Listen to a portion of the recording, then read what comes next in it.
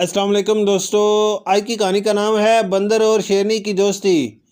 टिल्लू बंदर एक दरख्त से दूसरे दरख्त पर तेजी से छलांग लगाते हुए अपने आप से बोल रहा था, जल्दी जल्दी का टिल्लू, जल्दी, रात होने से पहले तुझे घर पहुंचना है वरना अम्मी की डांट सुननी पड़ेगी। बचाओ बचाओ, अरे कोई है जो मेरी मदद करे, मुझे इस गड्ढे से बाहर निकाले। अचानक टिल्लू बंदर के कानों में आवाज आई। टिल्लू आवाज की सिर्फ बढ़ा और इधर उधर देखने लगा, मगर इसे कोई नजर नहीं आया।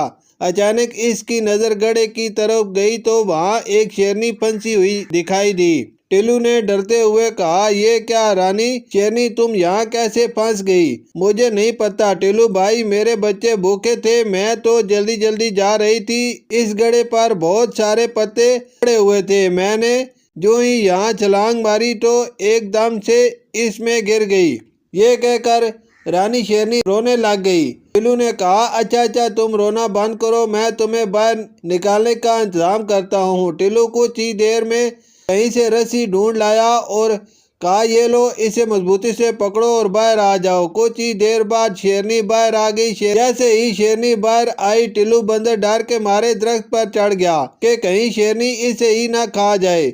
रानी शेरनी ने कहा, अरे बंदर भैया, तुम मुझसे क्यों डर रहे हो? तुमने तो मेरी जान बचाई है, मैं तुम्हें शुक्रिया कहती हूँ, मैं तुम्हारा ये एहसान कभी नहीं भूलूंगी। आज से हम दोस्त हैं, तुम्हें जब भी मेरी जरूरत पड़ेगी मैं जरूर तुम्हारी मदद करूंगी। टिल्लू ने कहा, अच्छा अब मुझे जाना होगा, मेरी अम्मी मेरा इंतजार कर रही होंगी। रानी शेरनी ने जाते हुए कहा, हाँ मेरे भी बच्चे भूखे हैं, फिर मिलेंगे। वो दोनों एक दूसरे को खुदा हाफिज कहकर अपनी अपनी राह चल दिए। कई दिन ऐसे ही गुजर गए, दोनों की आपस में मुलाकात नहीं हुई, मगर एक रोज रानी शेरनी ने बाकी अपने दोस्त के एहसान का बदला चुकाया। हुआ यूं कि इस जंगल में एक चीता भी रहता था जो छुप छुप कर जानवरों का शिकार करता था। एक बार शिकार तलाश करते हुए वो इस दरख्त पर चढ़ गया जिस पर टिल्लू का बड़ा सा घर भी था। इस वक्त टिल्लू बंदर अपने घर की टहनी पर लेटा अखबार पढ़ रहा था और इसकी अम्मी किचन में फ्रूट चाट बना रही थी। चीते ने इन्हें देखकर होंठों पर जुबान फेरते हुए कहा, वाह दगड़ू चीते, आज तो पार्टी हो गई।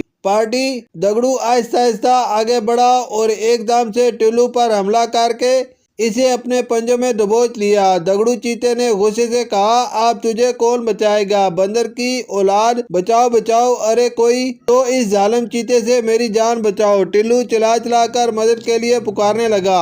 अचानक खुद को छुड़ाने की कोशिश में इसकी टांग फिसल गई और वो सीधा नीचे जा गिरा।